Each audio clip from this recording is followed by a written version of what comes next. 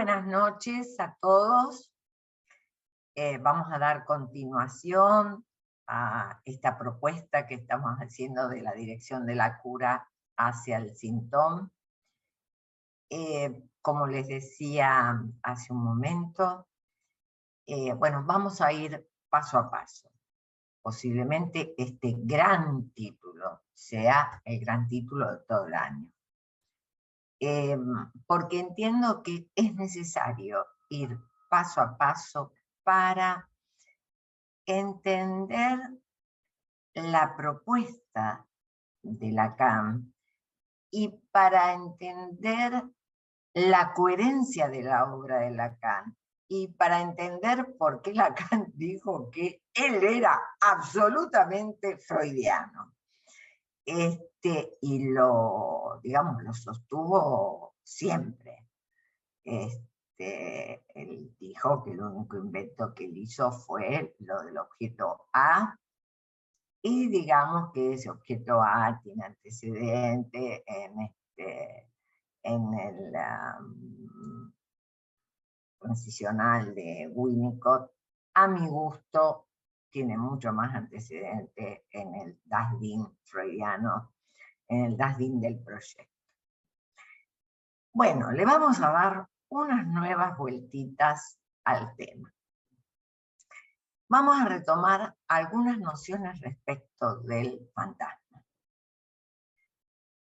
Como ya lo señalé antes, Lacan se refiere al fantasma en varias oportunidades, acentuando cada vez distintas facetas.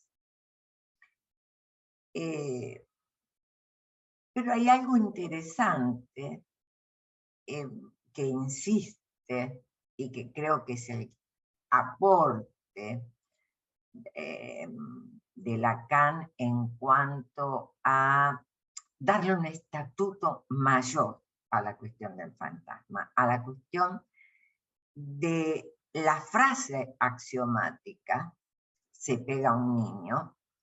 Hace 2 reuniones atrás fuimos viendo paso por paso cómo se llega y qué implica llegar a esa tercera lógica de se pega a un niño. Lacan, digo, a esa frase axiomática le da el valor de ser un velo respecto de lo real. En esta perspectiva, donde se revela aquello que no retorna porque nunca existió, lo digo despacito para que, digamos, vuelva a las memorias de ustedes lo dicho en la primera reunión. Entonces digo, en esta perspectiva de esa frase axiomática, y que con eso, digamos, se va acercando a lo real que se anuda en el fantasma, ¿verdad? En esta perspectiva, donde se revela que aquello que no retorna porque nunca existió, nunca fue olvidado, pero que sin embargo tiene un estatuto de necesario. ¿En qué consiste? Consiste en aquello que, estando fuera del significante, no puede ser dicho, pero sin embargo determina todo lo que el sujeto dice. Repito, nos habíamos referido a lo que nunca fue escuchado, ¿verdad? Lo que nunca fue oído, que el sujeto quiere oír lo que nunca fue oído. Bien, lo estamos enlazando, eso nunca oído, con lo que nunca fue olvidado porque nunca existió. Y sin embargo, esa no existencia tiene un estatuto necesario, ¿no? Un estatuto de necesidad, un estatuto de ser necesario. Es aquello que está por fuera del significante, por eso no puede ser dicho. Y sin embargo determina todo lo que el sujeto dice. Y ahí vamos despacito.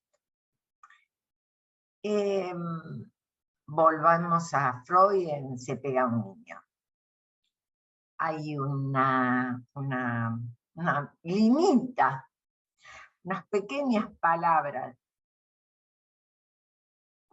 en el texto que dice: estas fantasías permanecen apartadas del resto del contenido.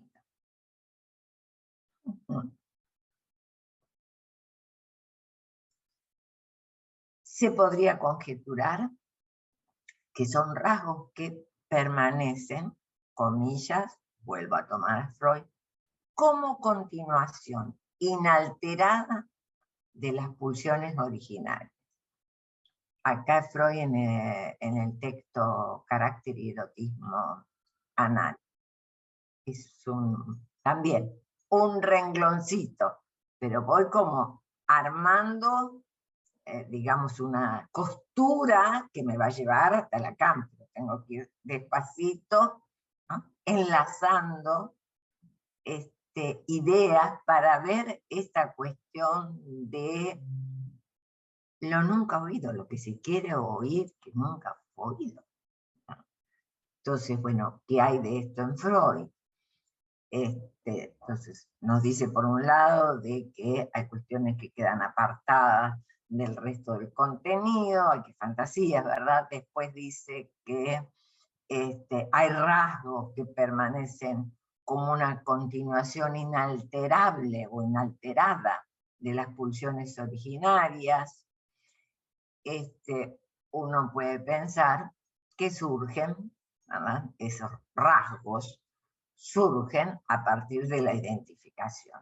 Eso es muy freudiano. La identificación a rasgo, altamente freudiano. Lo que la vueltita que se me ocurre a mí dar como posibilidad de enlace es que esa identificación a rasgo, desde Freud no lo explica así, aunque dice, ¿no? Continuación inalterada de las pulsiones originarias. Entiendo que esa identificación a un rasgo es a un rasgo de goce. Es decir, aparece como respuesta a una exigencia pulsional. Entonces me pregunto, ¿cuál? La del tú eres, que ya Lacan la señala al final del estadio del espejo. ¿Se acuerdan que él dice que el analista puede acompañar al analizante hasta ese punto extático de éxtasis, ¿no? De el tú eres eso, ¿no? Sa, eso. Bien. Es más allá del principio del placer. Freud señala la compulsión de repetición como iteración. Esto lo habíamos ya hablado, les mandé un escrito mío que tengo de hace tiempo.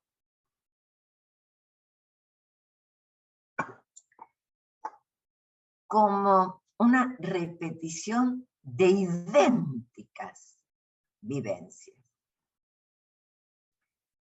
Esta repetición de idénticas vivencias, esas del tiempo, de huellas del tiempo primordial, no tienen como referente al síntoma, ni al decir que se produce como retorno de lo reprimido.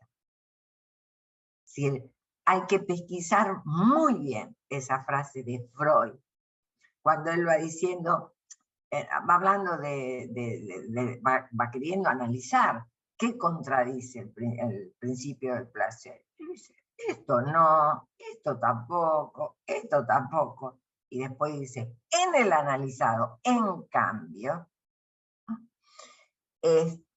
bien, ahí hay que, ese en cambio hay que entenderlo muy bien, y hay que entender muy bien esa cuestión de las huellas del tiempo primordial, que aparecen en repetición bajo transferencia. Eso puede considerarse como un retorno de lo real. Eso no es retorno de lo reprimido. Eso es retorno de lo real. Eso es algo que retorna de la represión primaria. Es algo que ha caído bajo la represión primaria, que retorna, porque de tanto en tanto la represión primaria se levanta. Esto lo hemos trabajado hace 2 años, creo, lo podemos volver a trabajar si quieren. Es una cuestión muy interesante de poder pensar. Pero ya en el proyecto hay datos para poder pensar que esa represión primaria de tanto en tanto se levanta y deja que las cosas se acomoden, por así decir. Ahora, esas huellas del tiempo primordial, entonces, digo, pueden considerarse como un retorno de lo real, donde habita lo indestructible, lo inconmovible por el significante. Es un modo freudiano de dar lugar a lo imposible de ser dicho. Entonces, porque ese punto lo tuvo en cuenta Freud, por algo, digamos, al final de su obra, bueno, habla como un quehacer del analista, la cuestión de la construcción, para darle algún tipo de palabra a eso que es imposible de ser dicho. Podemos pensar entonces que lo que se mantiene apartado se trata de un resto que no es sintomatizable, que se encuentra más allá del principio del placer, articulado a la fijación al trauma y a la compulsión de repetición. Y por consecuencia, el rasgo que es efecto de la identificación a un rasgo de goce se sitúa en un registro distinto al del fantasma. Se presenta como testimonio de lo real mismo. El fantasma lo que hace es como venir a borronear, a ponerle un velo a eso, bueno, una cortina, un velo, a que no se note tanto, como quien diría, porque bueno, ese testimonio de lo real pues es terriblemente angustiante. En este sentido, consiste en la huella que el fantasma puntúa, siendo este el sesgo lo que orienta en la dirección de la cura. O sea, no hay que confundir el fantasma con lo real. No, señor. El fantasma tiene un valor axiomático, digamos, es como vela y revela, ¿no? Tapa lo real, pero a su vez es como la punta del iceberg que, digamos, hay que saber ver, hay que saber escuchar, diría yo, para poder orientar la dirección de la cura. Resumimos, a ver. Partiendo del fantasma fundamental como axioma, pasando por la identificación al rasgo que propone Freud, vinculada con la constitución del superyo, se puede arribar al rasgo unario, que conduce hacia lo real como rasgo de goce. Recuerdan ustedes que el rasgo unario es homólogo, está en el mismo lugar que el objeto petitá, en tanto que goce. Ese rasgo, el S1, es la punta del iceberg significante que acompaña y dice algo de ese rasgo de goce. Este rasgo unario es el ratten, Phil Ratten, etcétera, etcétera, del hombre de las ratas. ¿De qué se trata? De la fijación al trauma, que deja como secuela los rasgos de carácter inmutable, va a decir Freud, lo inconmovible que se vincula con las primeras identificaciones y se articula con el destino. Freud va a hablar de las neurosis de destino.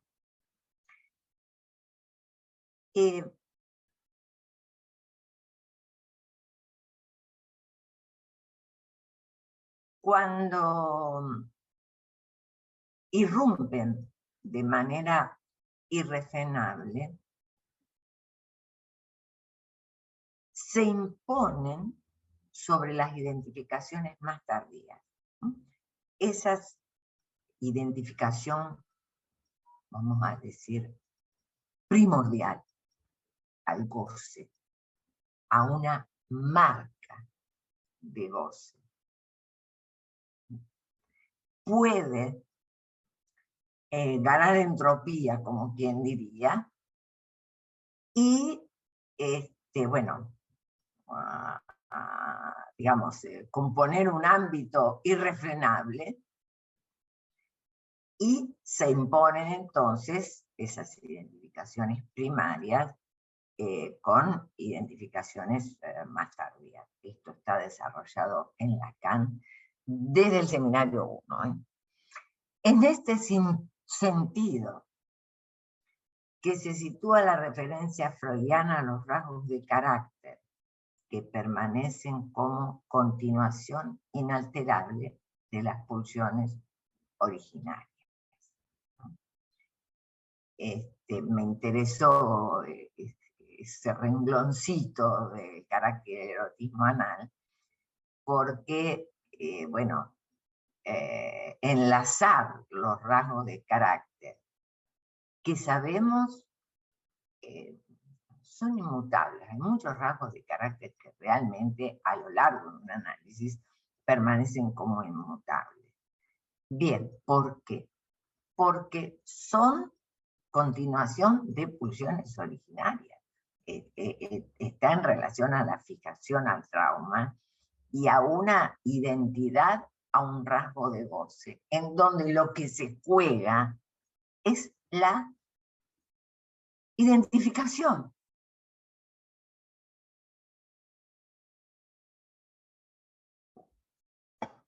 Esto nos va a hacer preguntar muchas cosas, hasta dónde llegar con un análisis. La referencia freudiana, a mi gusto, autoriza la relación con la letra.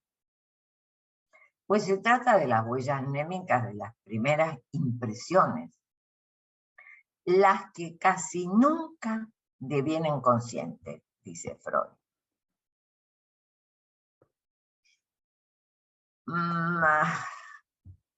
Yo creo que se puede pensar el concepto de fijación en relación al de transcripción.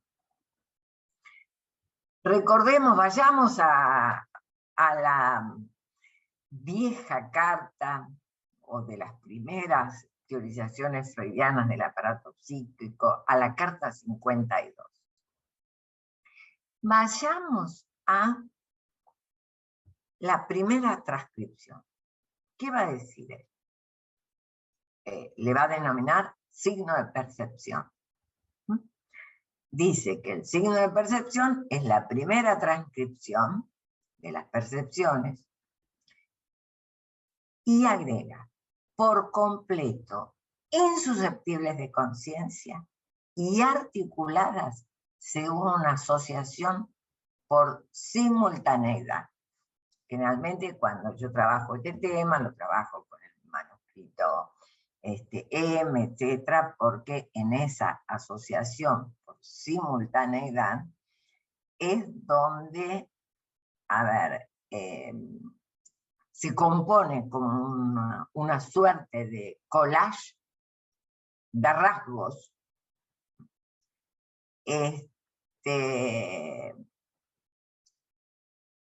Algunos se pierden, hay mucha fragmentación en esa asociación por simultaneidad. En el manuscrito M, Freud lo que va a decir es que la fantasía implica este trabajo, es decir, vamos a decir al revés, ¿no? Este trabajo hace que la fantasía siempre tenga un nexo originario perdido.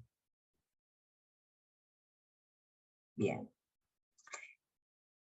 Freud habla que el signo de percepción es la primera fijación-transcripción, que tiene como referencia la represión primaria. Y a mí se me ocurre relacionarlo esto con el concepto de letra en Lacan. Respecto de la segunda transcripción, es la que nombra al inconsciente como elaborador de saber sujeto a las leyes. Freud refiere, le pone el IC, ¿verdad? Inconsciente. Dice que es la segunda transcripción ordenada según otros nexos, tal vez causales, que las huellas inconscientes quizás correspondan a recuerdos de conceptos. Y también dice, de igual modo, inaccesibles a la conciencia. Bien. Bueno, ahora damos un salto inmenso, porque estamos en Freud, 1896, la carta 52 o el manuscrito M. Estamos en esos primeros momentos de Freud. Y vamos a dar un salto a Lacan, 1971. En un escrito que se llama,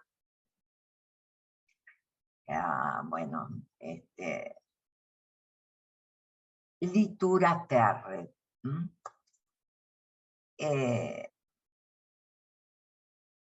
Salió en una revista de literatura del año 71. El número estaba consagrado a literatura y psicoanálisis. Yo siempre tomo la traducción, después se las envío, que realizó Rodríguez Ponte. A mí me gusta mucho esa traducción, porque él va traduciendo párrafo por párrafo, pero con notas al pie lo va explicando. Miren, a mí me parece un trabajo de esos muy delicado, muy riguroso, muy delicado, que muestra, es un ejemplo de disciplina del comentario. Bien, Rodríguez Ponte en ese artículo, en esa traducción que hace, pone una nota al pie, la nota 28, y dice: si nos atenemos a la carta Fritz, ¿cómo funciona eso de las huellas de percepción? Freud deduce de su experiencia la necesidad de separar absolutamente percepción y conciencia. Para que algo pase a la memoria, primero debe borrarse en la percepción. Freud nos designa entonces un momento en que esos signos de percepción deben estar constituidos en la simultaneidad.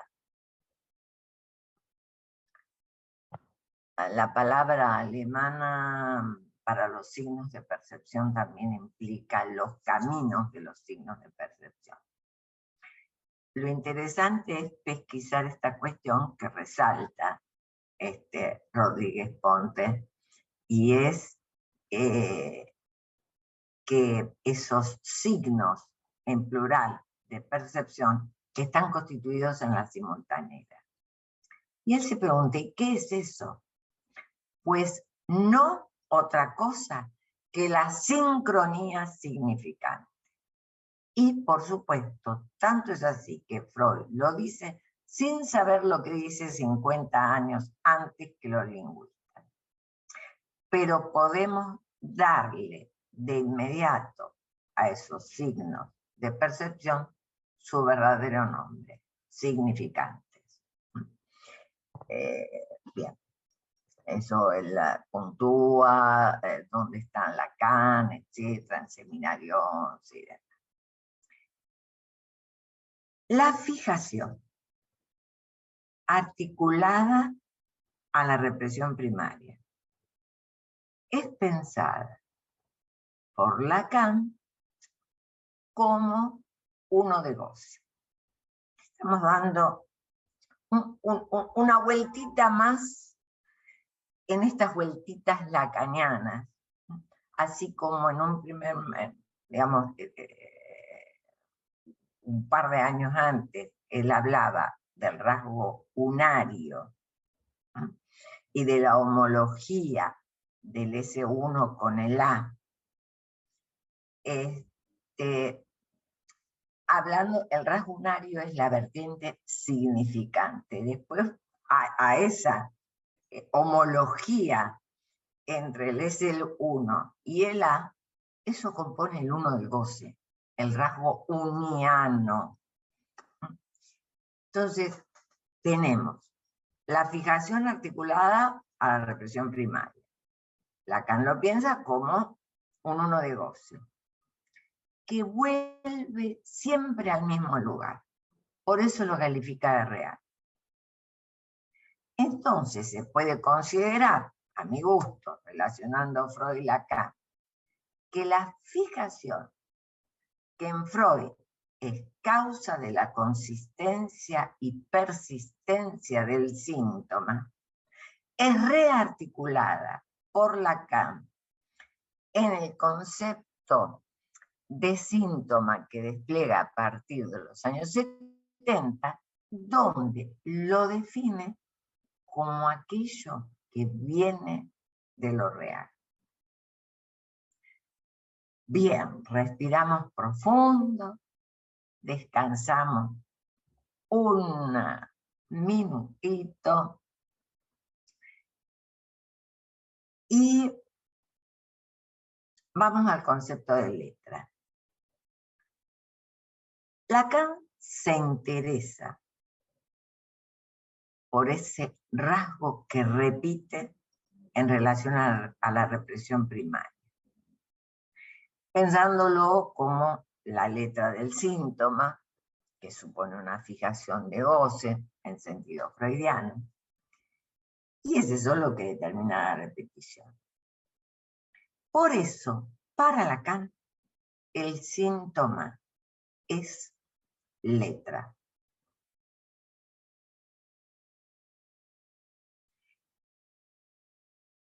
El síntoma, en todo caso debiera decir, el síntoma analítico es letra, porque esa repetición aparece bajo transferencia. En los años 50, en la instancia de la letra del inconsciente o la razón desde Freud, la letra aparece como el soporte material que el discurso concreto toma del lenguaje. Lacan se va a referir a que, bueno, el sujeto puede parecer siervo del lenguaje, pero que en sí es más aún, va a decir en instancia de la letra, ¿no? Y estoy marcando instancia de la letra, un texto del año 57. ¿Sí? Es decir, más aún. Porque decir que el sujeto es siervo del lenguaje es decir que el sujeto es siervo de un discurso en el cual su lugar ya está inscrito en el momento de su nacimiento. Es lo que va a llamar tradición, es lo que, lo interesante es que hay una frase en instancia de la letra, que el fin de semana la estaba leyendo y la encontré, ¿no? Que dice, mucho antes de que se inscriba en ella el drama histórico, como que el sujeto es interno a un discurso que es tradición, ¿no? Que tiene que ver con el movimiento universal del lenguaje, va a decir él, el discurso, etcétera, etcétera, y que eso funda un lugar para el sujeto antes de que aparezcan todo el drama histórico, ¿no? Y no hace más que mostrar, bueno, las estructuras elementales, evidentemente, que está ahí trabajando con Lévi-Strauss y las estructuras elementales de parentesco, etcétera, etcétera. Me pareció interesante rescatar esto de instancia en la letra, del soporte material del discurso concreto, y le edito esta vuelta porque hay que explicar, hay que tener en cuenta qué quiere decir con discurso concreto. En 1971, en Litura Tierra, para tomar un texto de la última década lacaniana, refiere: en cuanto a mí, si propongo al psicoanálisis la letra como en suspenso a souffrance, es que muestra allí su fracaso. Y es por eso que lo aclaro. Cuando invoco así a las luces, es para demostrar dónde hace agujero.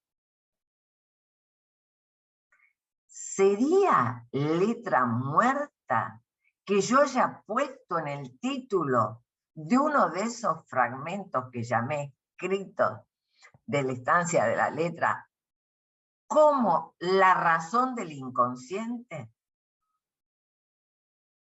La letra, ¿no es ella litoral? O sea, figurando que un dominio enteramente constituye para él otro que es frontera, porque son extranjeros.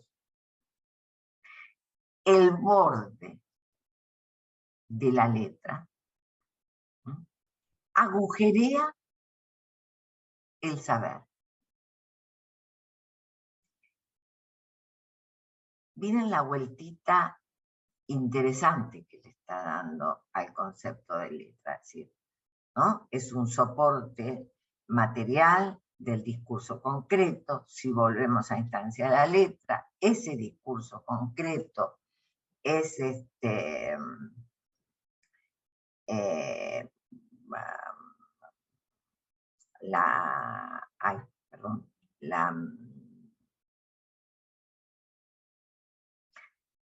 lo que se inscribe en el sujeto como lo preontológico, podríamos llamar, como lo previo. Lo previo, digo lo preontológico porque es así como lo presenta en el seminario 11, como lo previo a que se desarrolle la ontología de la existencia de un sujeto, en donde ahí sí ya comienzan todos los dramas, etcétera, etcétera. Ahora, la vueltita que está dando es que esa letra que se inscribe de esa manera, y por eso dice, che, no supieron leer que todo el título, la instancia de la letra es inconsciente o la razón desde Freud, Bien. Podríamos cuestionar qué quiere decir con la razón del inconsciente. Yo siempre lo pensé como que esa instancia de la letra señala la razón desde Freud, y la razón desde Freud es el deseo. Ahora, ¿qué viene a decir? Que esa letra es un borde. Es un borde que agujerea todo saber. Y entonces dice, esa letra no hace más que marcar un punto de litoral.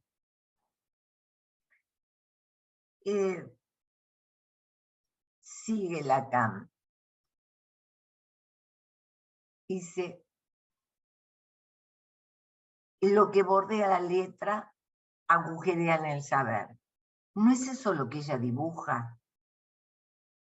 ¿Y cómo el psicoanálisis, si justamente lo que la letra dice a la letra por su boca, le era necesario no desconocerlo? ¿Cómo podría negar que esté este agujero? Por lo que para colmarlo apela a invocar allí el goce. Lo hace como pregunta, evidentemente ya hemos hablado algunas veces de los recursos retóricos de Lacan, ¿no? Cuando niega, y del francés, del idioma, ¿no? Cuando se niega, se afirma. Cuando se pone en interrogativo, muchas veces es una afirmación superlativa. Sigue diciendo, queda por saber cómo el inconsciente, que yo digo que es efecto del lenguaje, en cuanto que supone su estructura como necesaria y suficiente, exige esta función de la letra. Cuando dice esta función de la letra, es la función de que la letra agujerea. Un examen no se impone de esta primariedad, que ni siquiera hay que suponer, sino por lo que el lenguaje llama lo litoral a lo literal. Es una maravilla. A ver, esta es una traducción. Quizás Rodríguez Ponte no metió, ha traducido muy textualmente, no metió él su metáfora, como pudo haber hecho López Ballesteros respecto de Freud, que mete su metáfora para que quede mejor en español. No, de ahí a que el texto se haga de difícil lectura, en fin. Pero lo interesante es marcar este lugar, ¿no? Va como, Lacan va queriendo marcar un lugar particular para que nos orientemos respecto de nuestro trabajo. Entonces, primero va a decir, a ver, echarle un oído, escuchar dónde apunta el fantasma. Eso te va a orientar. Y sigue trabajando el tema, va a tomar la cuestión de la letra de goce, pero ¿qué conocemos de la letra de goce? Yo diría como, bueno, esa superficie, ese litoral, pero que ya desde Dirección de la Cura, y mucho antes, de Distancia a la Letra, pero en Dirección de la Cura lo dice con toda, bueno, lo dice bien clarito. Hay que tomarlo al pie de la letra, o sea, hay que tomarlo literalmente. A esta altura de su enseñanza, Lacan refresca los conceptos de instancia de la letra en el inconsciente, situando que entre el saber, el S2, ¿no?, y el goce, hay un litoral que es literal. ¿No? Desde este texto de la Litura Terre, Lacan propone pensar la función de la letra como fijación de un goce que hace litoral, ¿no?, está de costado, ¿no?, hace de litoral con el sentido, ubicándose allí la discontinuidad entre saber y goce.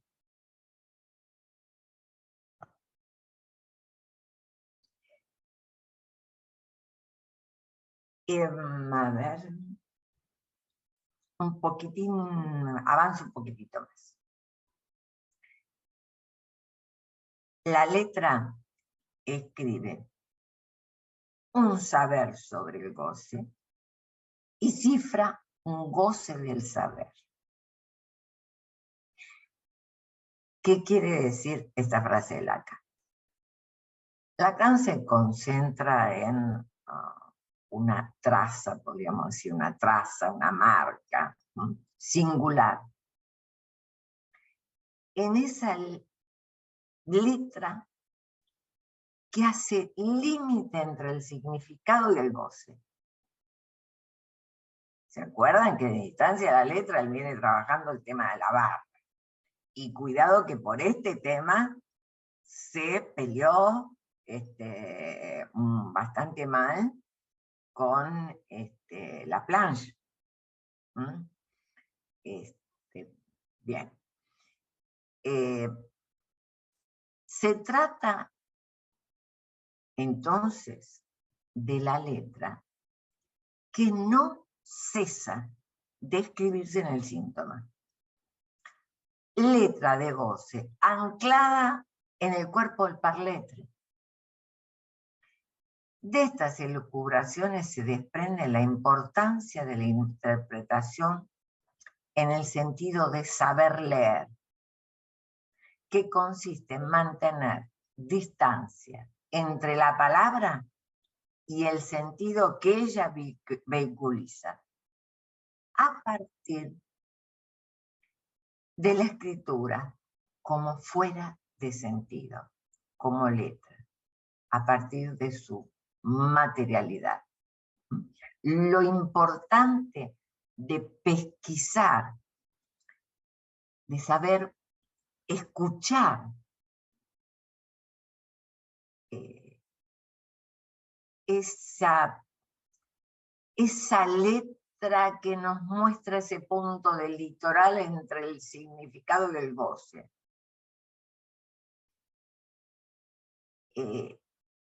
Saber escuchar, saber leer, es justamente para allí meter distancia entre palabra y sentido, que no se coagulen.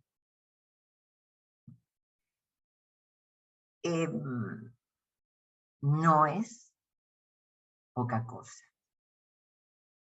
No es poca cosa en la dirección de la cura. Lograr descoagular ese goce uniano,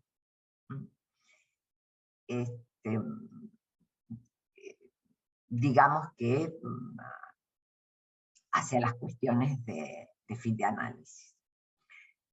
Dejo acá, respiramos profundo, yo me voy a tomar otro traguito de té. Trabajé muchísimo en todo esto, pero creo que la riqueza, es decir, para captar, para no repetir de memoria las frases, tiene frases terribles, escritura terrible, pero para no repetir de memoria, no y hacer lacanismo, hay que entender de dónde viene esa letra, que él rescata al final,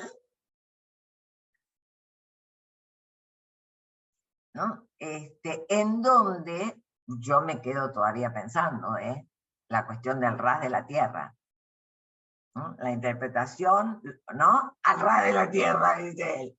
Yo me quedo pensando, al ras de la tierra, al litoral de la tierra, bueno, ya esa va a ser otra de las cuestiones.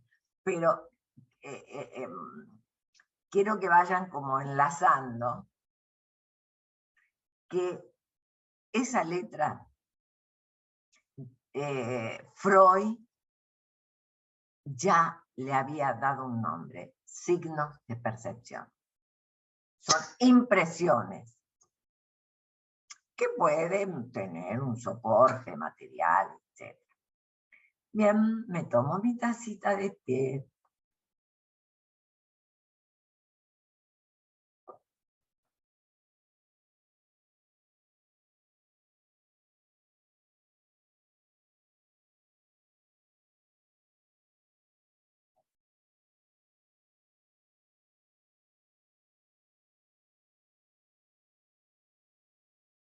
Hay de todo para preguntar, y se admiten preguntas desde las cartas 52 en adelante.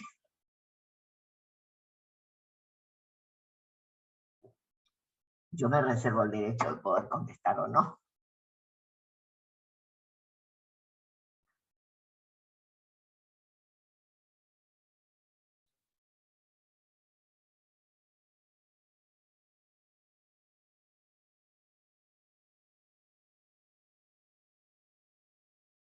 Pero es un Lacan rescatando a Freud de una manera maravillosa. Rescatando al primer Freud, rescatando sus primeros escritos.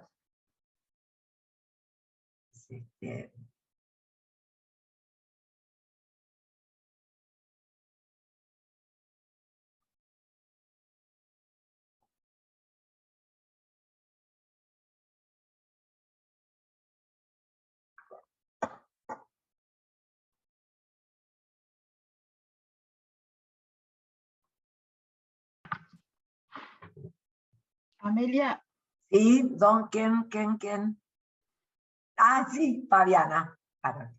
Una pregunta que, porque no sé si tomé bien nota o si me quedó un hueco como la letra. Yo puse que entre el saber, el S2 y el goce hay un litoral. ¿Está bien? Exacto, sí, un agujero, un litoral, sí. Un borde, un litoral que, bueno, a mí me interroga si hay que franquearlo o no. A mí me interroga. Acá hay mucha división de aguas en los analistas porque interpretan Bueno, pero hay que, a mí me parece bien esto que vos decís, hay que franquearlo o no, pero sí hay que saber leerlo. Sí, ahí está, el punto está ahí. Bravo, sí señora. Hay que saber leerlo, hay que saber puntuarlo. La escritura es del analizante.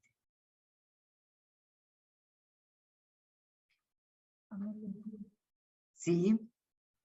Yo seguiría con la pregunta de Diana en algún punto, o me da para preguntar esto. Esto es lo que vos decís, o que mencionaste recién, algo en relación a los rasgos de carácter. Como que hay un punto donde ese plus de goce, ese goce que se instala ahí en la letra, donde es hasta ahí, y digamos, por ahí. Lo enlacé con los rasgos de carácter. ¿Se entiende lo que quiero preguntar? Porque no sé cómo Sí, sí. formularlo. Como que ahí hay un punto donde hasta ahí hasta ahí. ¿no? Lo enlacé con los rasgos de carácter porque es lo que encontré en Freud y dije, venga, la pregunta de Fabiana, ¿viste? con la pregunta del litoral, ¿no? Es como que está ahí, como que uno lo ve y eso le da a pensar algunas cuestiones, pero no a seguir interviniendo en esa dirección. Porque aparte me parece que el paciente no uno puede. Puntúa donde y no puede. el analizante, y, no, aparte digamos, algo se escribirá. Y aparte me parece que ya hay por cosas, los efectos nos enteraremos. aparte me parece que hay cosas que el paciente por ahí no puede y termina siendo sádico desde este lado. A ¿no? ver, yo lo que pienso es lo siguiente. Tomé la cuestión de rasgos de carácter porque es lo que encontré en Freud, que dice, bueno, hay rasgos de carácter que tienen que ver con la identificación primaria y no hay vuelta, esos son inalterables y qué sé yo. Y Lacan lo que te va a decir es ese saber hacer con el síntoma, que entiendo yo, es lograr un saber hacer con ese rasgo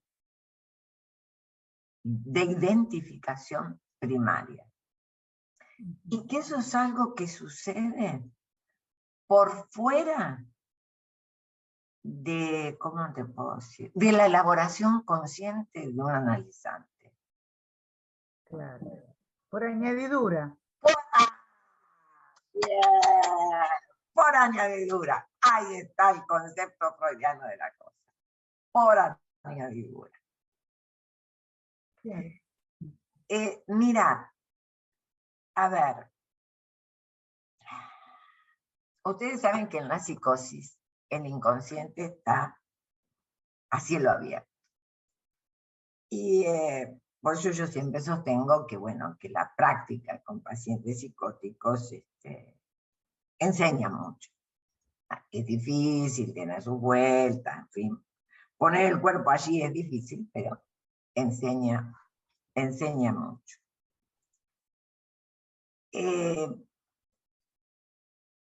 Muy interesante en el caso bebé, que he escrito muchísimo sobre ese caso, es muy interesante cuando meto la pata, cuando, digamos, señalo lo que no debo señalar, toco donde interpreto, donde que ella me agrede, cuando yo interpreto algo así como anda con el padre, anda con su padre de la mano, algo por el estilo, porque ella llevaba un bolso con el apellido. Me agredió, me tiró una piedra que yo tenía de posalibros arriba del escritorio, de pisapapeles arriba del escritorio, me tiró.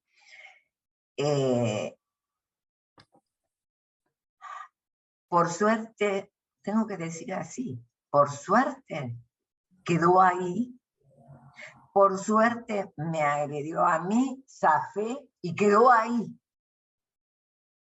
Ahora, lo interesante es lo que hizo.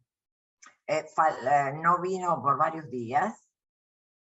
Ella venía todos los días. Me dejaba en el contestador. Hoy no puedo ir, voy mañana. Hoy no puedo ir, voy mañana. ¿Y qué hace? Se va al hospital de niños a trabajar como voluntaria. Y digamos, va a trabajar como voluntaria, quiere trabajar con niños, no lo tolera, le produce temblores en el cuerpo, una cuestión de ansiedad terrible, no aguanta, y se propone entonces para trabajar en la sala de esterilización. O sea, esa mujer que, digamos, no pudo inscribir en su inconsciente, ¿verdad? No se pudo inscribir el nombre del padre, tiene toda una vueltereta. Son mujer que no puede usar su apellido, no podía. Hace toda una vueltereta, las vuelteretas del inconsciente, y lo intolerable que está en relación al lugar del hijo, de los niños, de los bebés, etc. Bueno, le da toda una voltereta y termina trabajando y haciendo, o por lo menos sirviendo para algo, en el hospital de niños. Y en tanto ella fuera a la sala de esterilización, es terrible, ¿no? La significación de eso. Ella podía cruzar, ella podía entrar al hospital, ella sabía que iba, pero podía pasar por toda la sala de niños y demás. Interesantísimo.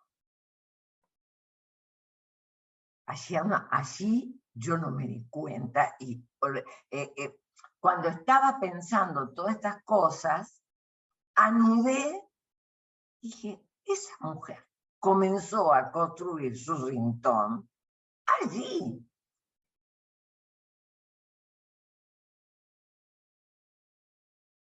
Obvio que no le recomiendo a nadie que se mande una metida de pata como esa, ¿no? Porque digo, por suerte. ¿Verdad? Porque había mucho trabajo previo también, ¿no? Como sí. Cuando uno se manda macanas con años por ahí de trabajo, la transferencia lo soporta un poco más. Y a mí me pasó hace poco con una paciente y le tuve que decir, disculpa, estuve fuerte, ¿no? Y se relanza el trabajo de alguna manera. Por ahí por eso pudo relanzar el trabajo contigo, porque tenía tiempo de trabajo. Llevaba un tiempo al principio. Llevaba un tiempo de trabajo, un tiempo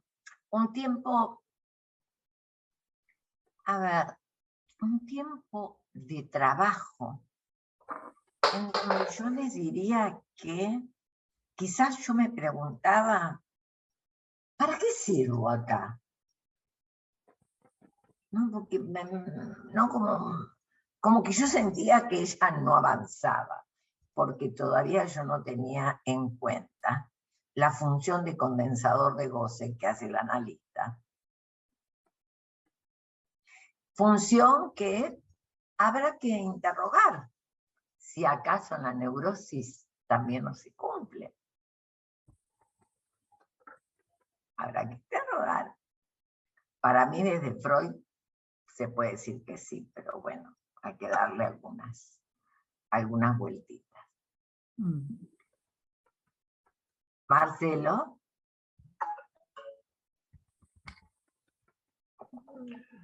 Bueno,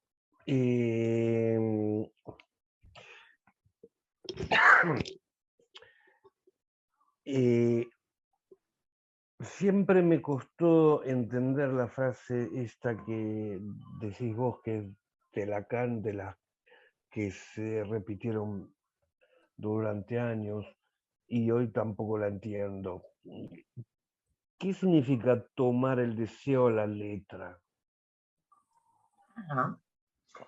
Significa tomar el deseo como aquello no sabido, como aquello imposible de saber, como aquello,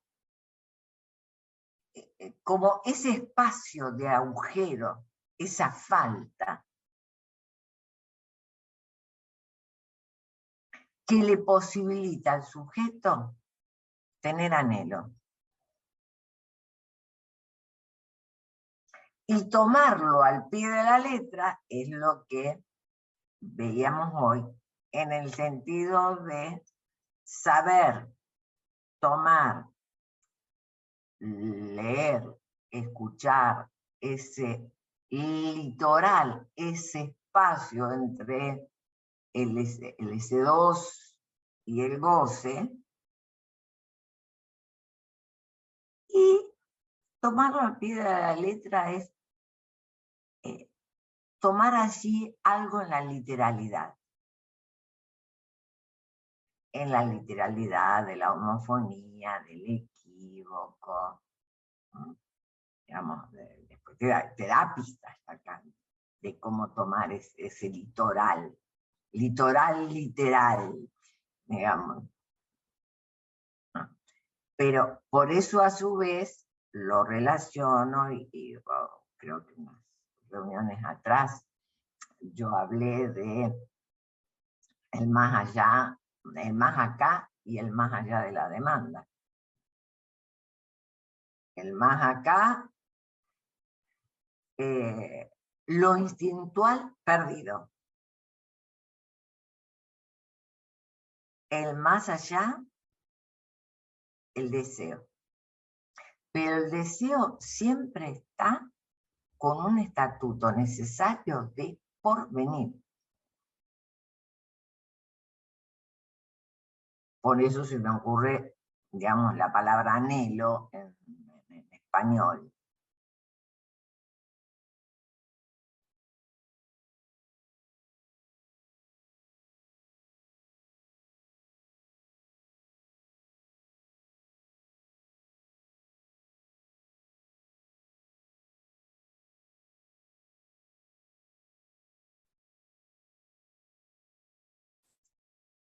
Ahora, ese deseo,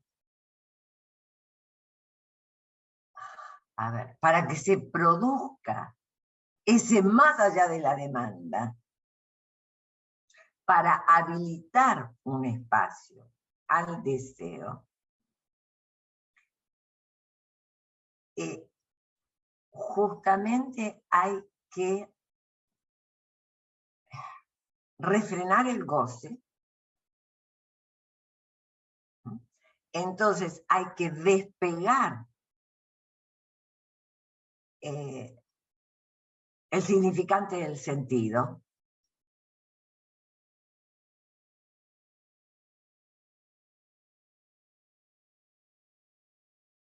Porque la fórmula de, digamos, de apuntar a refrenar el goce es hacer despegar el sentido, descoagular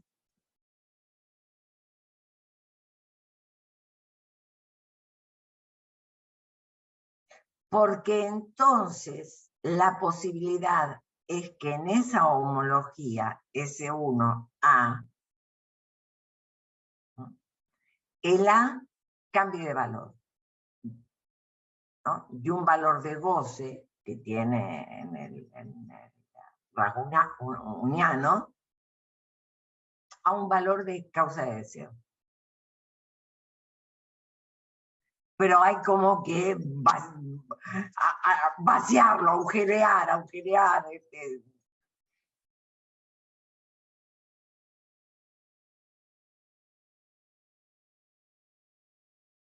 Si está coagulado el sentido, no hay litoral. Hay que separar para que se conforme algún litoral.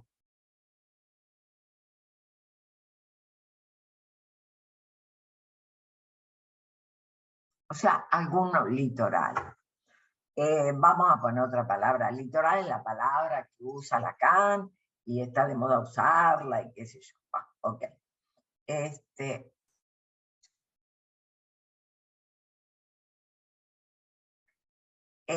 Un borde, un punto de articulación, un punto de separación y de articulación, eso es un litoral.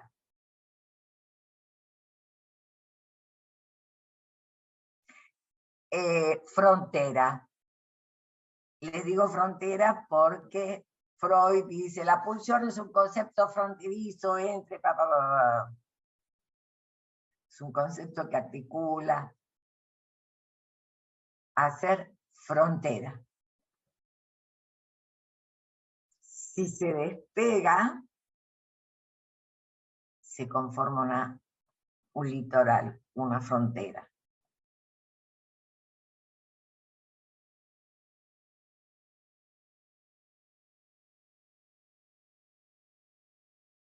Y hay algo, como dijo Sandra, que se trabaja por añadidura.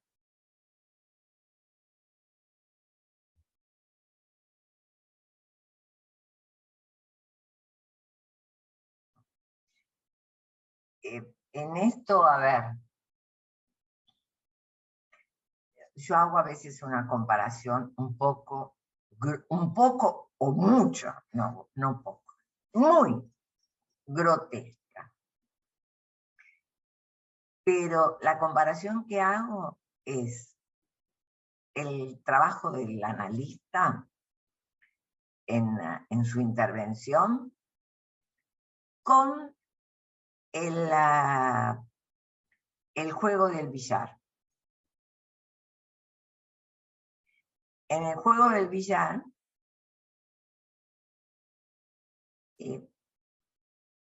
hay que ver cómo se agarra el taco.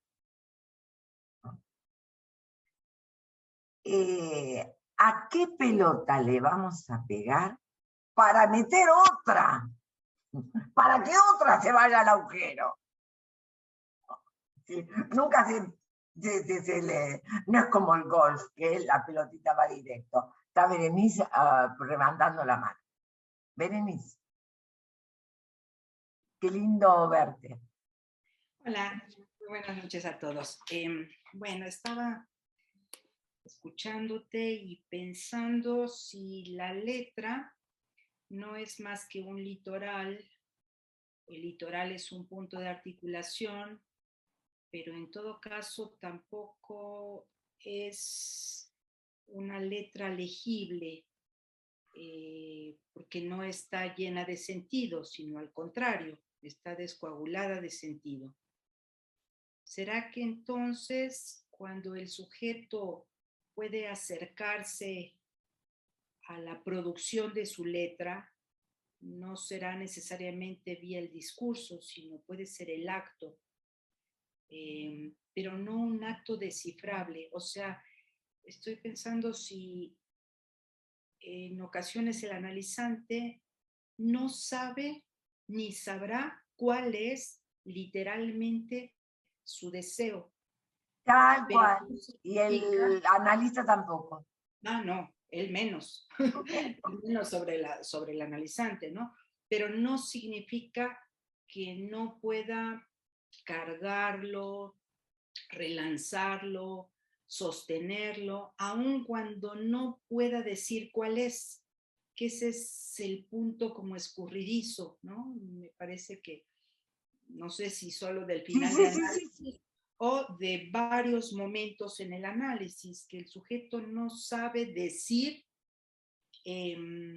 cuál es su deseo, eso que lo sostiene, y sin embargo hay una letra marcada en su ser, en su cuerpo, en este litoral que es el agujero, entre el agujero y el saber y la verdad, y que allí hay algo así que se escurre, y en tanto esa figura me resulta a lo mejor muy ilustrativa, no sé si lo sea, por eso lo estoy tratando de plasmar un poco así como lo imagino, pero eso que se escurre es lo que alcanza a pensarse como el deseo del sujeto, que es indecible.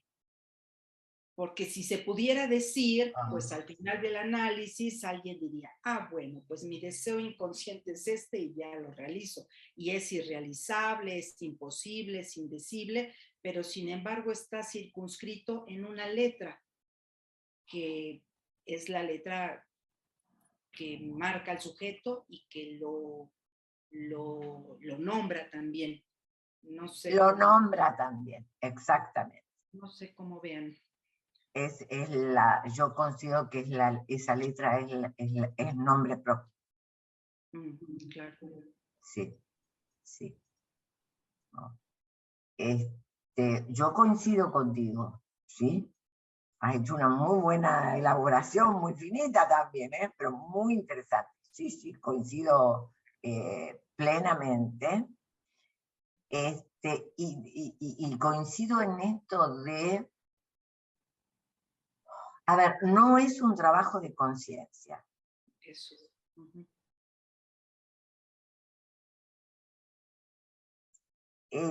Yo creo que hay un momento del análisis en donde quizás un analizante pueda saber algo de esa frase axiomática, porque se va a escuchar diciéndola y bueno, pero hasta ahí llega. Porque al mismo ¿Cómo? tiempo no la puede decir toda, o sea, no puede decir la frase tal cual, esto es. Tal cual. Soy. Sí. No puede decirla entonces. ¿No? Porque hay algo, sí, que se escurre. Por suerte. Es trabajo del análisis que surja eso que se escurre.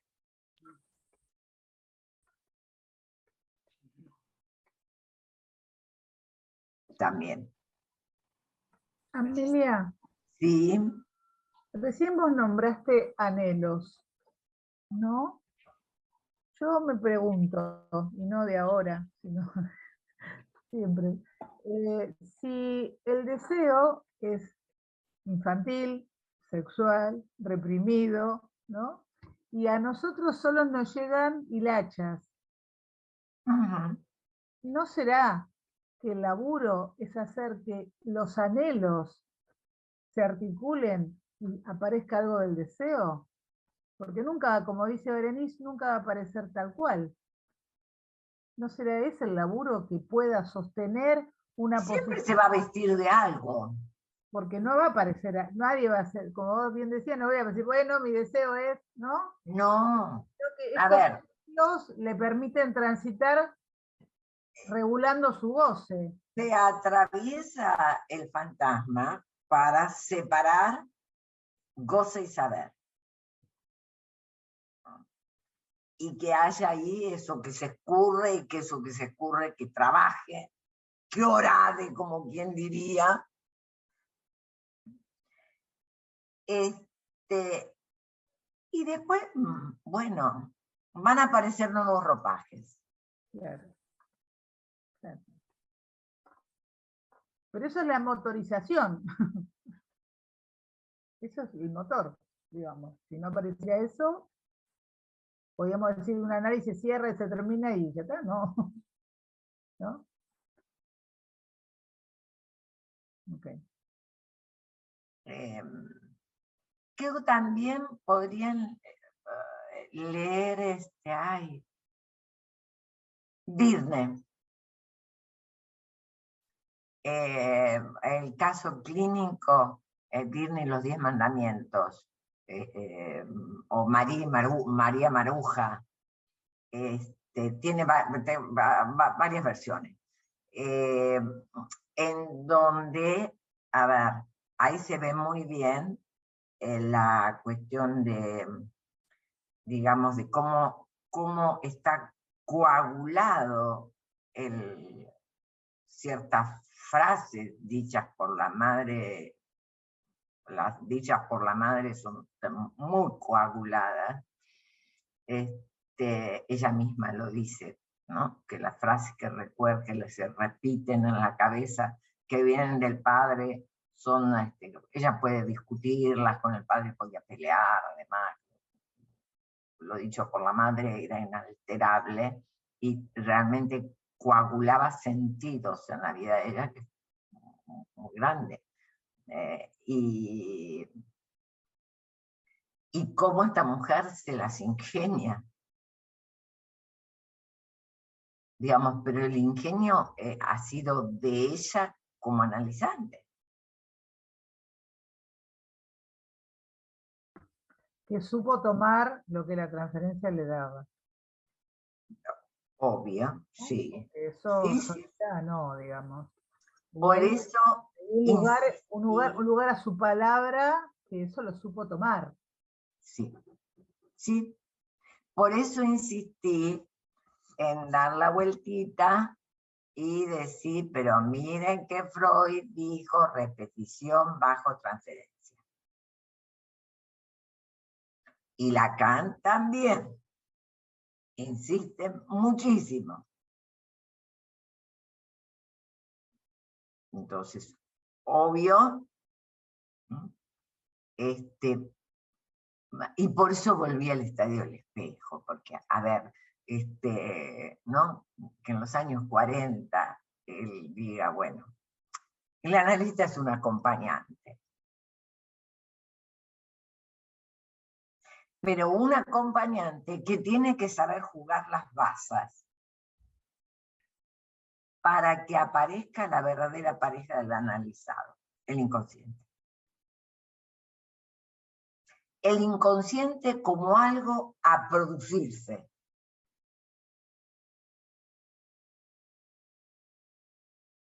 Ese es el viraje.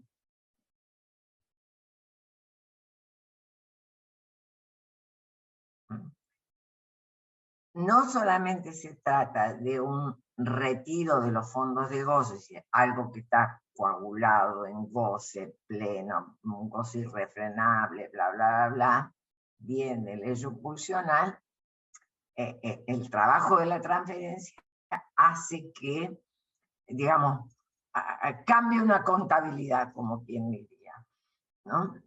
Eso que está en el hecho pulsional, sabemos que desborda, sabemos que es irrefrenable, pero no se puede contabilizar en la medida en que pasa el trabajo del inconsciente.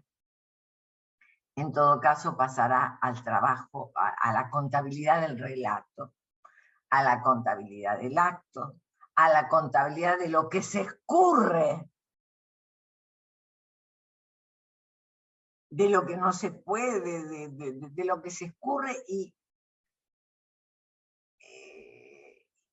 me parece muy importante tener en cuenta que de esto, digamos, no se sabe mucho. Es decir, el analizante llega hasta un punto, por eso recordé a María Maruja, porque ella dice, puedo llegar hasta acá. Una mujer que trabajó en su análisis a pleno, a pleno. Que digamos bordeó los puntos de su propia crueldad a más no poder.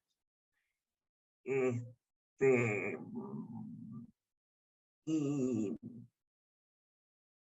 o sea, era alguien muy apostado en su análisis. Y llegó un momento de digo, llegó hasta acá.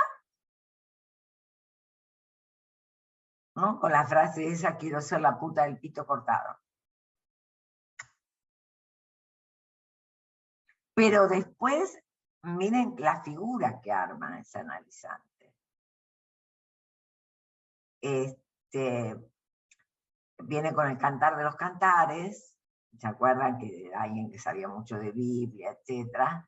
Viene con el texto del Cantar de los Cantares y habla de el encuentro-desencuentro de los amantes para que así se produzca más anhelo, como más ganas de volverse a ver, en fin, como la novia se atavía, no me acuerdo cómo es la frase del Cantar de los Cantares, pero bueno, hay ahí como un punto de encuentro de amantes y un roce, como quien diría. Es interesante la figura que trae.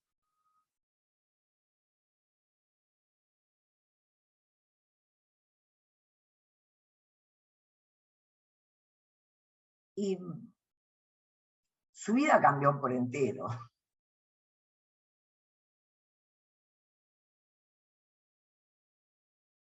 Pero eso fue la añadidura.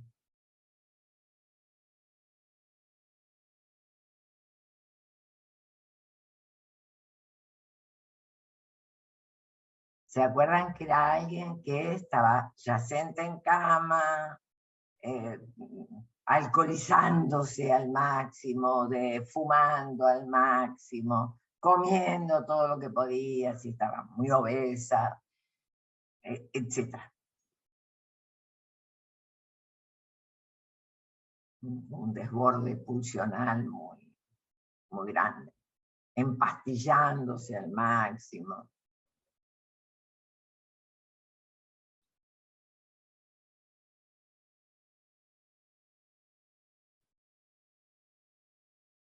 Entonces, entiendo que este trabajo del analista para, digamos, separar, para decirlo en la fórmula más sencilla de Lacan, separar la palabra del goce, la palabra del sentido, disculpen,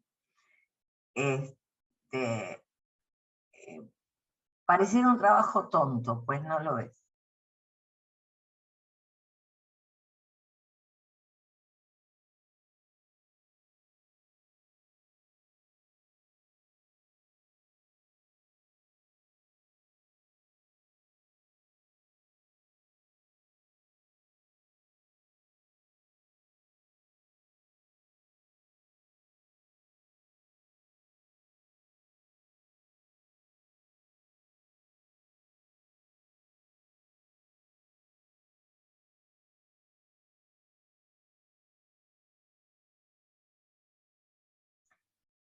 Y considero que,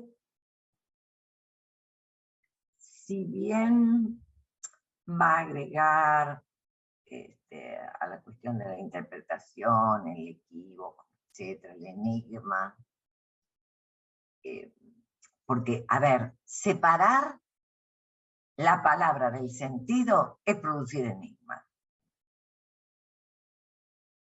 Es decir, no hace falta decirle algo enigmático.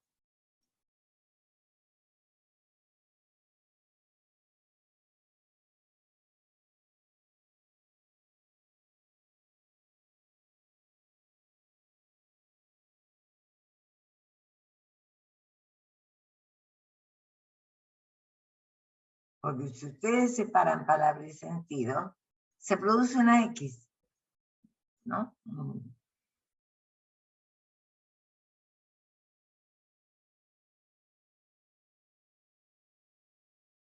Una incógnita,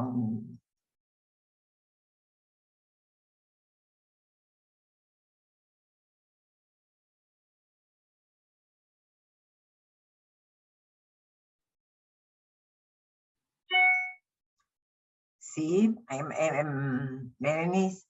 Sí. Si se separa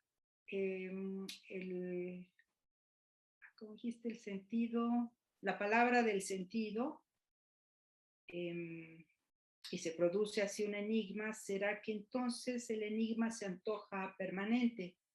como parte de la vida, no es un enigma a resolver, pero tal vez esto no genera ya la misma angustia que al inicio del análisis, en donde se quiere saber cómo para apaciguar el goce.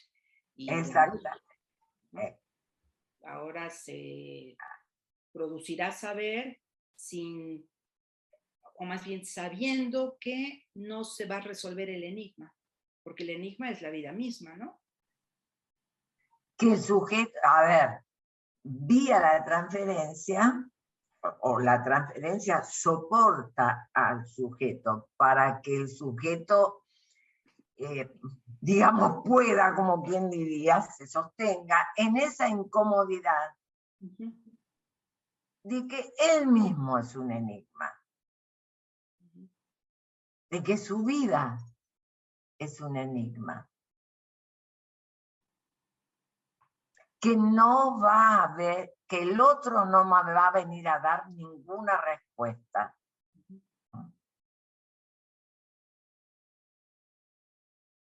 Es decir, la ilusión del psicoanálisis es que, digamos, el gran otro tiene todas las respuestas, que el otro va a venir a predicar mi ser, etcétera, etcétera. Es lo que yo hubiera querido escuchar, como quien diría, ¿no? Es lo que, claro. Bien. Bueno. Pues el otro, es decir, pero hay que descubrirlo. Es decir, hay que sostenerse como enigma. Pero en ese otro completo que nos da todo, ¿no tenemos a la madre completa que da todo? Y después, Claro, bueno, ahí está el estrago. Y Ahí está después, el estrago. y después tenemos el psicótico, que no hace enigma. El psicótico, la bulímica, Alcohólico. la anoréxica, es decir, todas las cuestiones, los estragos, las consecuencias de los estragos maternos.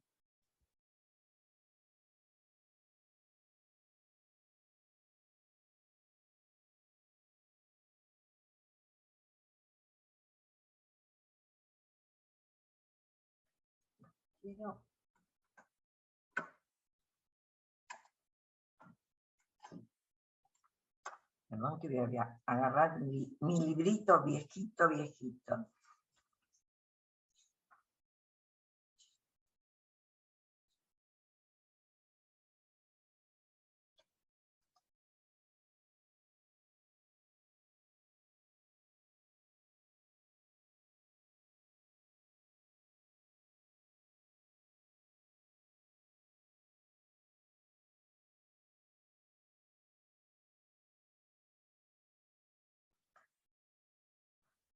Miren en dirección de la cura, años 58, creo, 57, 58, por ahí andamos. 58. La interpretación para descifrar la diacronía de las repeticiones inconscientes. Debe introducir en la sincronía de los significantes que allí se componen algo que bruscamente, siempre va a ser brusco, no es porque el analista tenga que ser brusco, haga posible su traducción. Precisamente lo que permite la función del gran otro, del otro, en la ocultación del código, ya que es a propósito de él como aparece un elemento faltante. El elemento que le falta siempre al otro es el que, digamos, el sujeto pretendería que le otorgue ese significante, ¿verdad? Que predique su ser, pero si el otro está barrado, tiene imposibilidad de predicar su ser. Y si el sujeto, a ver, en esta cuestión, si el sujeto digamos, se sostiene en su castración, podríamos decir, si el sujeto se producirá en su castración en la medida en que, digamos, se arme ese litoral que agujerea. En todo caso, me gustaría decir, tomando una palabra de Diana Rabinovich, el litoral llante. El litoral que es agujero y a su vez agujerea. Es una traducción que ella hace de la palabra Benz. Y digamos, allí cuando no es la palabra, Lacan dice revelar, en fin, pero no es un trabajo consciente. ¿No? Sí, no hay a veces palabra exacta para expresarlo, porque no es decir cuando un sujeto descubre, cuando se le revela, no es consciente, porque eso siempre se escurre.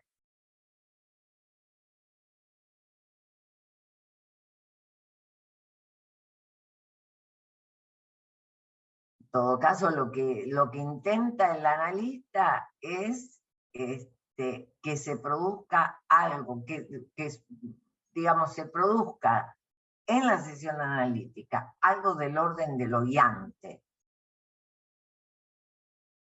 para que a partir de esa hendidura que hace agujero, bueno, allí un sujeto se produce.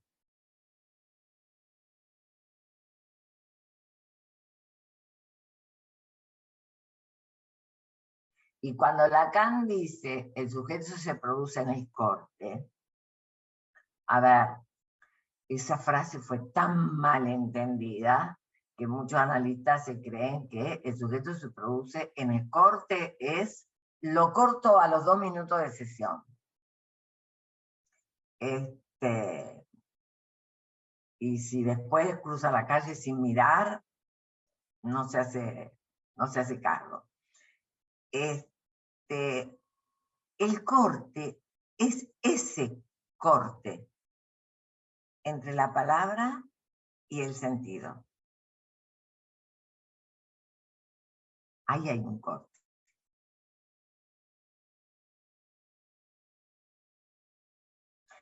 Que en todo caso, si ustedes leen Intervención sobre la transferencia de Lacan, yo tenía ganas de trabajarlo para hoy, pero no daba el tiempo como para ir puntuando despacito. Yo sé que puntué despacito e insistí mucho en algunas cosas. Pero para que, a ver,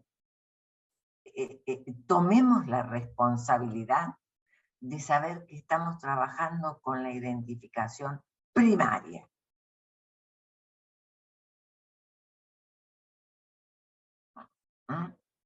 Ahora, les quería poner como ejemplo las inversiones dialécticas que hace Freud con respecto a Dora, sus intervenciones. Él va despegando palabra y sentido, haciendo inversiones dialécticas, con simples preguntas. No dijo nada extraterrestre, nada raro, nada disonante.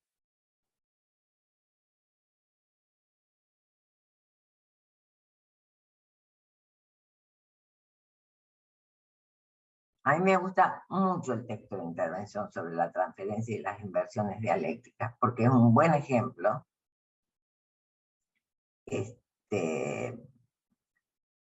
de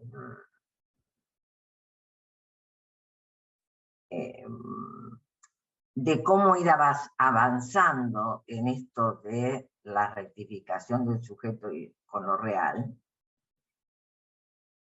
Y me parece un buen ejemplo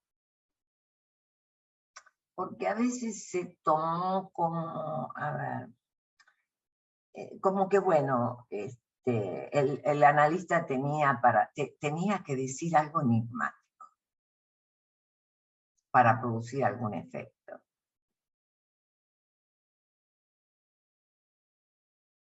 Puede ser. Lacan dice que Melanie Klein no supo explicar lo que hacía, pero que lo que hacía lo hacía bien. Y las interpretaciones de Klein eran como muy extemporáneas, por así decirlo.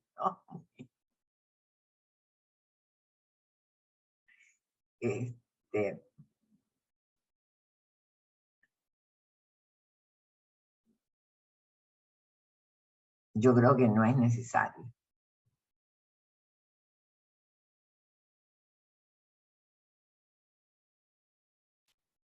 ¿No sería mejor ahí en esa línea tomar el discurso del paciente y eso hacerlo trabajar, y que eso genere enigma, más que dar una respuesta que supuestamente Ninguna respuesta. quien, digamos, ¿no? Una respuesta tiene que ver con lo de cada uno, ¿no? Me parece que su discurso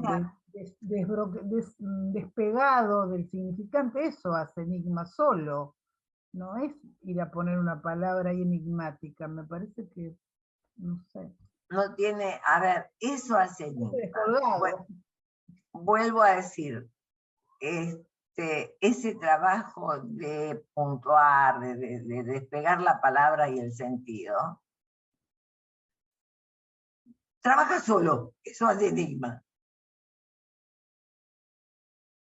Nada más, no hay que dar respuesta, no. Obviamente tenemos que distinguir, a ver, lo que es el trabajo en emergencia, lo que es decir. Sí, claro. Claro, ¿verdad? Hay momentos que hay que dar indicación, porque con este tema de la indicación he debatido muchísimo con un grupo de analistas que realmente trabajamos mucho tiempo y fue una maravilla, porque era un grupo de relatos de la práctica con pacientes, pero sobre todo pacientes psicóticos. Bueno, era como muy interesante. Y un debate que tuvimos era si la indicación de internación era o no una interpretación. Wow. Miren,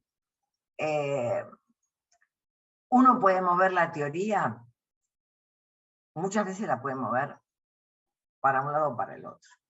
Por eso hoy he dicho varias veces, me parece, mi consideración y mi opinión, mire, se me ocurrió hacer este recorrido.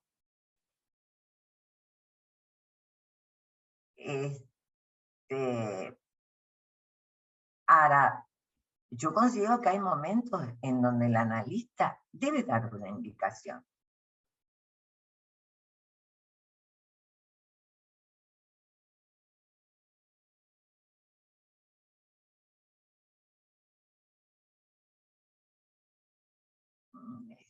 Como puede ser la internación, por ejemplo, como puede ser, no sé, que vaya a un médico, X, puede dar una indicación. No contradice la función, digamos, el lugar del analista dar una indicación. Lo que tiene que saber es que es una indicación. Y la tiene que tener en cuenta, porque no sabe los efectos que va a producir. No, incluso puede ser indicación, puede ser esa indicación condición de tratamiento. A ver, un paciente que no duerme, tiene que ir a ver un psiquiatra que lo evalúe. ¿Sí? Y puede ser Si no, no hay tratamiento posible. ¿No? O sea, me acuerdo de una época que un padre tenía que traer a su hija psicótica y apenas anduvo un poquito mejor, la dejaba sola y la piba andaba perdida por la vida. Y yo le dije, hasta aquí llegamos, si usted no se hace cargo de traerla a usted, no seguimos.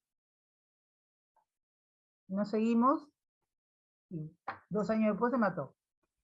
¿No? Pero se iba a matar viniendo al consultorio. Entonces, hay cosas que son indicación de tratamiento. Sí, sí, sí, sí.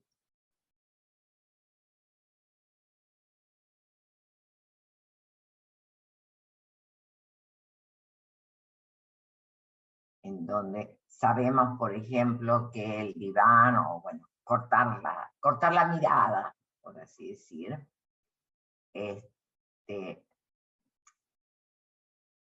lleva al sujeto, al analizante, a mayor regresión, ¿no?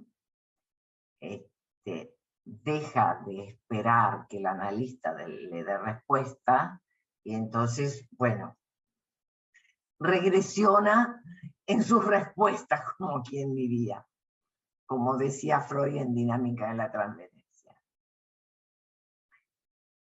Hay momentos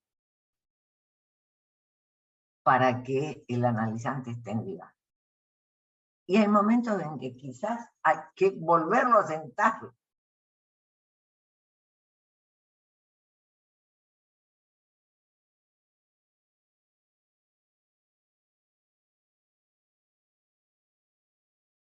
Por ejemplo, a ver, en toda esta pandemia,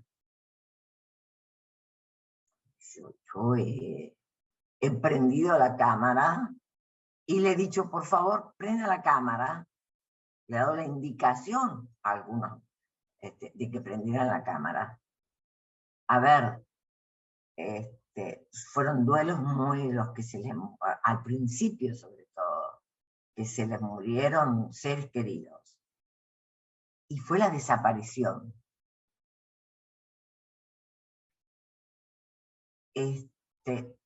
Duelos muy jorobados, muy difíciles. Yo preferí prender la cámara.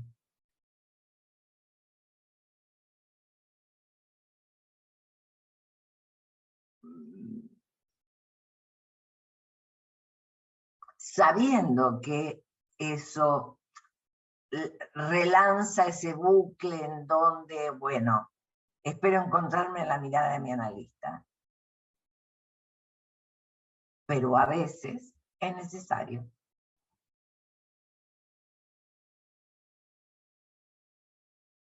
Por lo menos yo lo pienso así,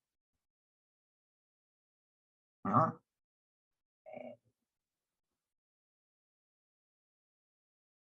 En todo caso, quizás soy demasiado cuidadosa, pero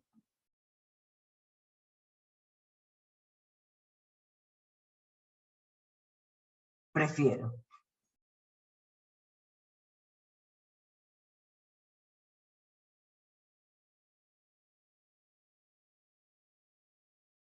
Si de ahí en dirección de la cura hay un punto en donde, acá lo que dice es que es decir, no está ni en contra de la aclaración ni en contra de la indicación.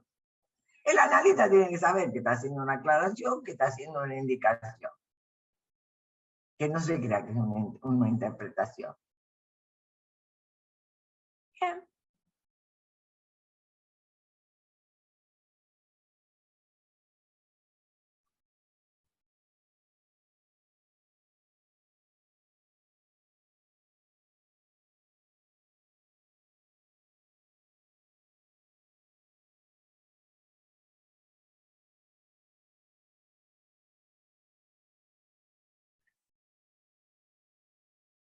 ¿Alguna pregunta más?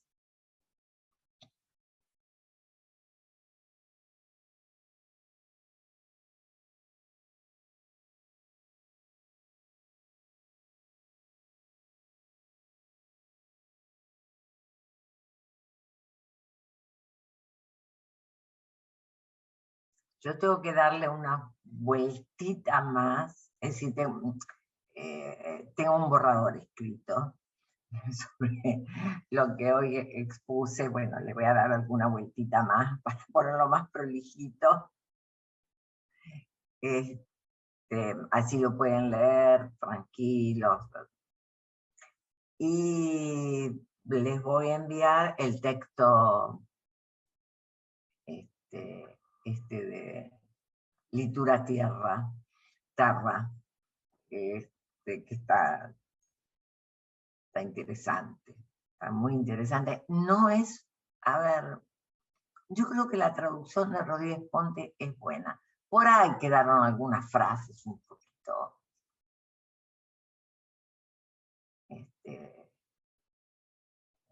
digamos, como las de Echeverry, ¿no?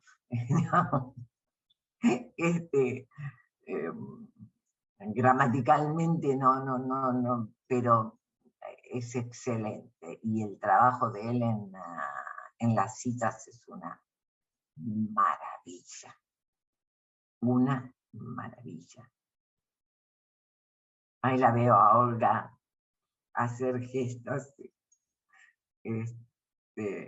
Admirable, admirable. Admirable, sí, realmente sí. Tomo la mirada a Olga que hacía gestos más porque Olga ha traducido algunos textos de Lacan, y bueno, entiende lo que es el traducir puntillosamente. Marcelo. Sí, Amelia, pensaba, se me ocurrió recién que antes dijiste algo de ese texto, Litura Terra, no sé si estamos Sí. en el contexto, pero dijiste algo sobre la tierra que dice Lacan. No, yo lo que decía es, con esto del litoral,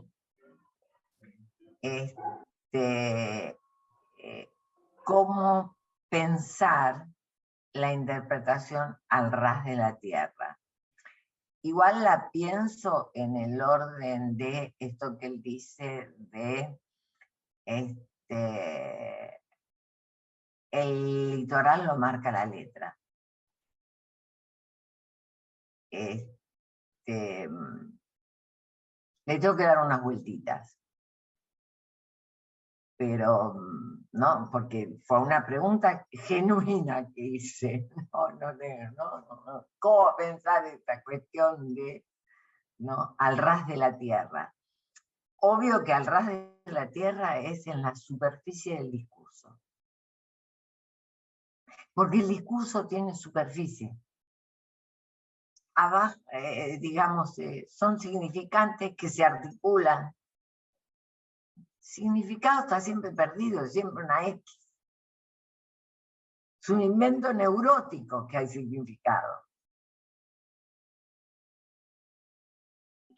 Sí, y pensé, se me ocurrió que vos hace un tiempo hablabas del sujeto barroso. No sé si tiene que ver, digamos, pero tiene que ver con esto del salir del barro, la tierra, quizás, no sé. Una asociación así, nada más. Sí, es una de mis metáforas para hablar del sujeto, que no solamente es barrado, sino barroso.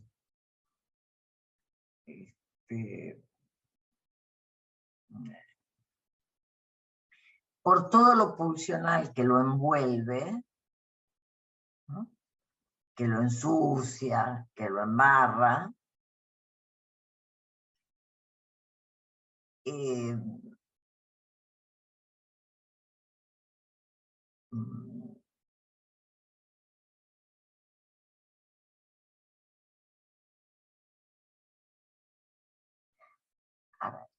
eso barroso es él, porque lo barroso también es la crueldad. ¿No? Cuando Lacan está diciendo, y Freud, pulsiones originarias, y Lacan lo toma. Cuidado que para Lacan la pulsión originaria es la pulsión homicida primordial.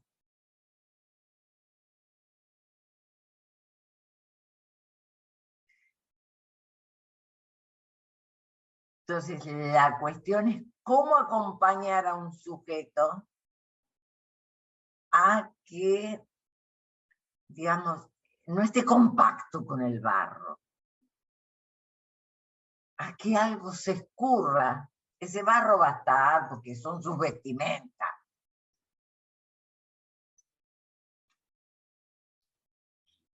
Y no por nada debe haber sido que Lacan utiliza el significante embarrar, que es embarrado y enlodado en el cuadro, ¿no? El cuadro de mi visión, síntoma y angustia. Sí, sí, sí, sí.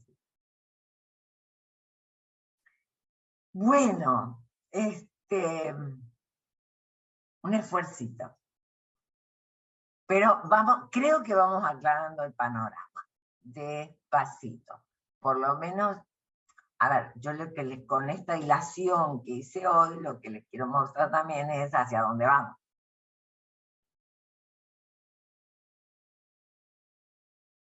Y que ese hacia dónde vamos, bueno, acompañar al analizante a su producción.